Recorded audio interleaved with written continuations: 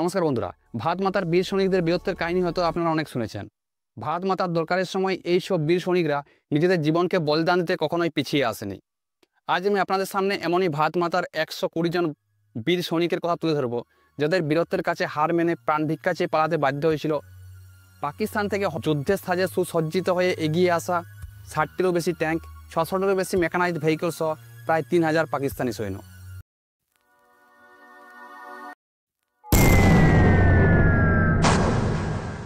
সময়টা ছিল 1971 সালের 4 ডিসেম্বর রাত্রি। প্রায় থেকে 3000 পাকিস্তানি সৈন্য, 60টিরও বেশি ট্যাঙ্ক, 600টিরও বেশি মেকানাইজড ভেহিকেল সহ হঠাৎ পৌঁছে যায় ভারতের পশ্চিম রাজস্থানের জসলমীর জেলার লোঙ্গেবাড়া চেকপোস্টের কাছে, রাজস্থানের এক বিস্তীর্ণ অঞ্চলকে দখল করার উদ্দেশ্য নিয়ে।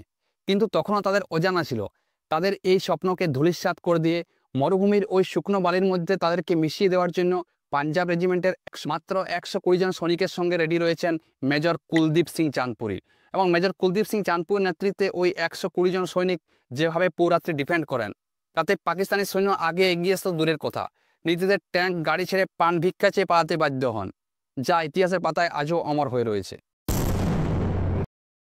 কিন্তু হঠাৎ পাকিস্তান ভারতকে আক্রমণ করতে গেল কেন, তা বোঝার জন্য আমাদের সেই সময়কার পাকিস্তানের পরিস্থিতি সম্বন্ধে সংক্ষেপে জেনে নেওয়া দরকার। পাকিস্তান যখন ভারত থেকে আলাদা হয়েছিল, তখন পাকিস্তান দুটো ভাগে বিভক্ত ছিল, পশ্চিম পাকিস্তান এবং পূর্ব পাকিস্তান, যা বর্তমানে বাংলাদেশ। পূর্ব পাকিস্তানের মেন ভাষা ছিল বাংলা এবং পশ্চিম পাকিস্তানের মেন ভাষা ছিল উর্দু। তাই পশ্চিম পাকিস্তানের মানুষ পূর্ব পাকিস্তানের লোকেদের পছন্দ করতেন না।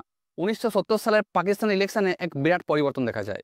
শেখ মুজিবুর রহমানের নেতৃত্বে বাংলাদেশ ইমামি লীগ পার্টি 313টি আসনের মধ্যে 167টি আসনে জয়লাভ করে যান। কিন্তু পাকিস্তানি সংবিধান তাকে শপথ বাক্য পাঠ না করিয়ে ওই পুরো ইলেকশনটাকে বাতিল করে দেন, যার ফলে পূর্ব পাকিস্তানের জনসাধারণের মধ্যে এক বিরাট প্রোটেস্ট লক্ষ্য করা যায়। এই অবস্থায় 1971 সালের 7ই মার্চ শেখ মুজিবুর রহমান রেসকোর্সের মাঠে এক ঐতিহাসিক ভাষণ দেন। পাকিস্তান থেকে আলাদা হয়ে এক নতুন দেশ বাংলাদেশ বানাতে চান।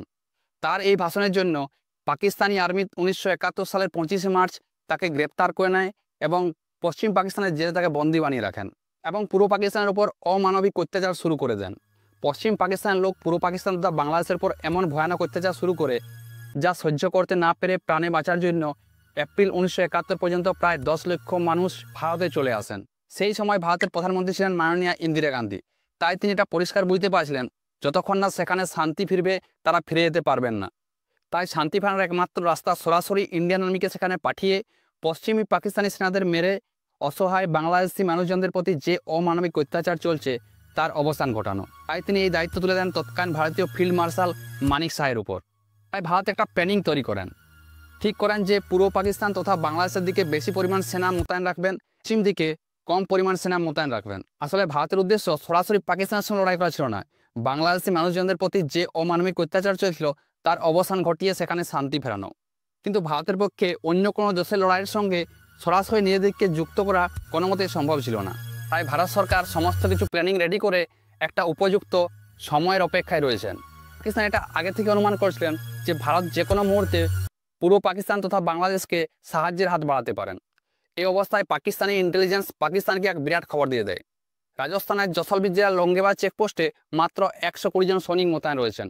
তাই তারা প্ল্যানিং করেন, যদি রাতোরাত তারা এই 120 জন সৈনিককে মেরে ফেলেন, তাহলে রাজস্থানের এক বিস্তীর্ণ অঞ্চল তাদের দখলে চলে আসবে। তাই ভারত সরকার বাধ্য হবে বাংলাদেশের থেকে সাহায্যের হাত সরিয়ে নিতে। এই অবস্থায় পাকিস্তান 3 ডিসেম্বর এক বড় ভুল সিদ্ধান্ত নিয়ে বসে। পাকিস্তানি বায়ুসেনা ভারতের সীমানায় প্রবেশ করে শ্রীনগর, পাঠানকোট, চণ্ডীগড় এবং আগ্রা বায়ুসেনার ঘাঁটিগুলোর উপর হামলা করে দেয়, যা ছিল তাদের সবচেয়ে বড় ভুল সিদ্ধান্ত। কারণ এই ঘটনার আগে পর্যন্ত ভারত সরাসরি এই যুদ্ধে ইনভলভ ছিল না, কিন্তু এই ঘটনার পর থেকে ভারত সরাসরি এই যুদ্ধে ইনভলভ হয়ে যায়। রাজস্থানে ভারত এবং পাকিস্তানের একটি ছোট বর্ডার লাইন পয়েন্ট হলো লোঙ্গেবালা। মরু অঞ্চলের শুকনো বালুর মধ্যে এমনিতেই মানুষজনের যাতায়াত সেখানে খুবই কম থাকে।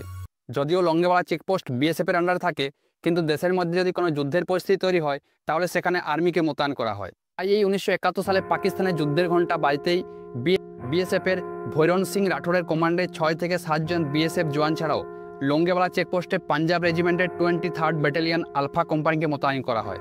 আর এই 120 জন সৈনিককে লিড করছেন মেজর কুলদীপ সিং চাঁদপুরি।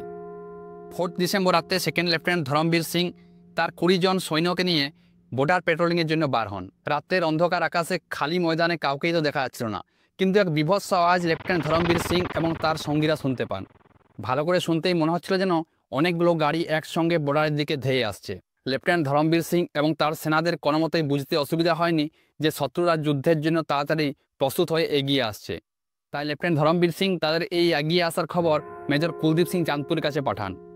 তাই মেজর কুলদীপ সিং চাঁদপুরি এটা ভালোভাবেই বুঝতে পারছিলেন যে এই লঙ্গেবালা চেকপোস্টে মাত্র 120 জন সৈনিককে নিয়ে পাকিস্তানের ওই ভারী মাত্রায় সৈন্যের সঙ্গে লড়া খুবই মুশকিল। তাই তিনি পাকিস্তানি সৈন্যদের ধেয়ে আসার খবর আর্মির হেডকোয়ার্টার্সকে পাঠান। এদিকে মেজর কুলদীপ সিং চাঁদপুরির কাছে লিমিটেড ভেপন মজুদ ছিল, 2টি মিডিয়াম মেশিন গান, 2টি 81 mm মোটার, 4টি shoulder fire anti tank rocket launcher এবং তার টিমে এমন কয়েকজন ছিলেন যারা মাইন্সকে লাগাতে পারতেন। অপরদিকে পাকিস্তানের কাছে প্রায় 3000 সেনার একটি ব্রিগেড, T-59 ট্যাঙ্ক, কিছু শারমান ট্যাঙ্ক সহ প্রায় 60টির মতো ট্যাঙ্ক এবং সেনাদের এক জায়গা থেকে অন্য জায়গায় সেফলি নিয়ে যাওয়ার জন্য 600টিরও বেশি মেকানাইজড ভেহিকেল এবং 2টো জার্মান শেপার্ড ডগস যারা সহজে এই মাইন্সকে খুঁজে বার করতে পারে। ইন্ডিয়ান আর্মির হেডকোয়ার্টারের কাছে সেই মুহূর্তে সেখানে কোনোরকম সাহায্য পাঠানো সম্ভব ছিল না এবং তখনকার দিনে রাত্রে ফাইটার জেটও ওড়ানো সম্ভব ছিল না। সকাল হতে তখনও প্রায় 7 ঘন্টা বাকি। মেজর কুলদীপ সিং চাঁদপুরের কাছে হেডকোয়ার্টার থেকে খবর আসে যে সে যেন পিছিয়ে আসে, অথবা সে যদি রাতভর সেনাদের সঙ্গে ডিফেন্ড করে তাহলে সকাল সকাল এয়ারফোর্স পৌঁছে যাবে। কুলদীপ সিং চাঁদপুরি চেকপোস্ট ছেড়ে আসার চাইতে যুদ্ধে লড়াই মৃত্যুকেই বেছে নেন। সে তড়িঘড়ি 120 জন বীর সৈনিককে লাইনে দাঁড় করান। তিনি বলেন যে শিখরা অনেক বড় বড় কুরবানি দিয়েছেন। তিনি শিখ গুরু গোবিন্দ সিংয়ের কাহিনী তার সামনে তুলে ধরেন এবং তিনি এটাও বলেন যে যারা এখান থেকে চলে যেতে চায় তারা এখনই যেতে পারে। সে একাই পাকিস্তানি সৈন্যদের সঙ্গে লড়তে রাজি আছে। কিন্তু তার এই মোটিভেশনাল স্পিচ শুনে সমস্ত সৈনিক এতটাই মোটিভেট হন যে পুরো রাত্রি যেভাবে পাকিস্তানি সৈন্যদের সঙ্গে বীরত্বের সাথে লড়াই করেন যা ইতিহাস কখনো ভুলতে পারবে না। অপরদিকে মেজর কুলদীপ সিং চাঁদপুরি লিডিংয়ে ভারতীয় আর্মিদের কাছে পর্যাপ্ত পরিমাণে অ্যান্টি ট্যাঙ্কস মাইন্সও ছিল না।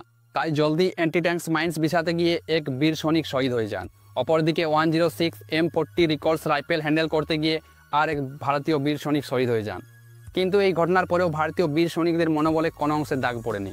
5ই ডিসেম্বর রাত্রি বেজে প্রায় 12:30 পাকিস্তানি সৈন্য লঙ্গেওয়ালা চেকপোস্টের কাছে পৌঁছে যায় এবং তাদের টার্গেটকে লক্ষ্য করে মিডিয়াম আর্টিলারি গানের সাহায্যে হামলা শুরু করে। এই হামলায় সরাসরি ভারতের 5টি উট মারা যায়। এরপর পাকিস্তানি সৈন্য প্রপার প্ল্যানিং অনুযায়ী 4টি ভাগে ভাগ হয়ে যায়, যার মধ্যে 38 ক্যালোরিজ 206 ব্রিগেড লঙ্গেওয়ালাকে অ্যাটাক করবে, 22 ক্যালোরিজ এবং 51 ব্রিগেড রামগড়ের দিকে এগিয়ে যাবে। এই প্ল্যানিং অনুযায়ী তারা বর্ডার ক্রস করে যান। কিন্তু এখানে এক বড় সমস্যায় পড়তে হয় পাকিস্তানি সৈন্যদের।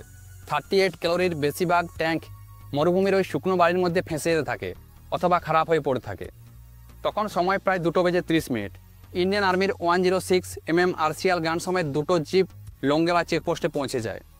ভোর 4টা নাগাদ পাকিস্তানি সৈন্য পুরো লঙ্গেওয়ালা চেকপোস্টকে ঘিরে ফেলেন এবং হামলা শুরু করে দেন। কিন্তু ইন্ডিয়ান আর্মি তখনও পর্যন্ত একটিও গুলি চালাননি।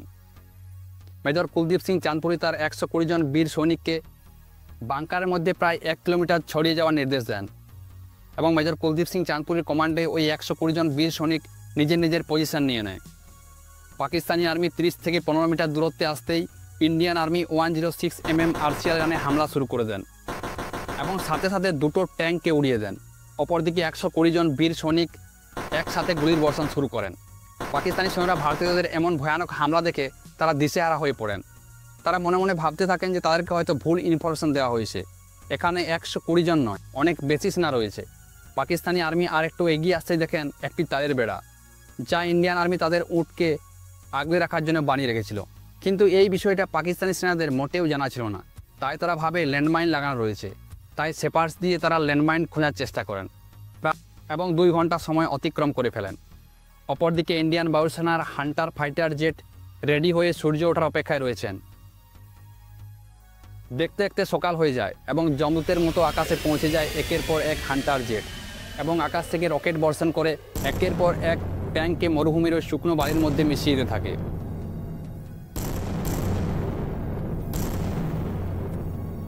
পাকিস্তানি সৈন্য এদিক সেদিক পালাতে শুরু করে।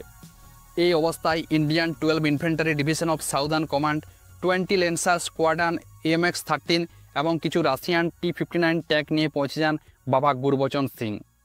ভয়ানক লড়াই চলতে থাকে। পাকিস্তানি সেনা কমান্ড তারিক মির এটা পরিষ্কার বুঝতে পেরে যান যে পাকিস্তান এই যুদ্ধে তাদের কন্ট্রোল পুরোপুরি হারিয়ে ফেলেছেন। কিন্তু তখনও পর্যন্ত ইন্ডিয়ান বায়ুসেনা তাদের রকেট বর্ষণ কন্টিনিউ রাখে এবং একের পর এক ট্যাঙ্ককে মরুভূমির বালির মধ্যে মিশিয়ে দিয়ে থাকে।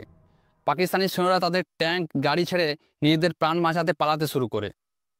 পাকিস্তানি সেনাদের অবস্থা এমন হয়ে যায় তারা যেন ভারতীয় সেনাবাহিনীর কাছে নিজেদের প্রাণ ভিক্ষা চাইতে থাকে।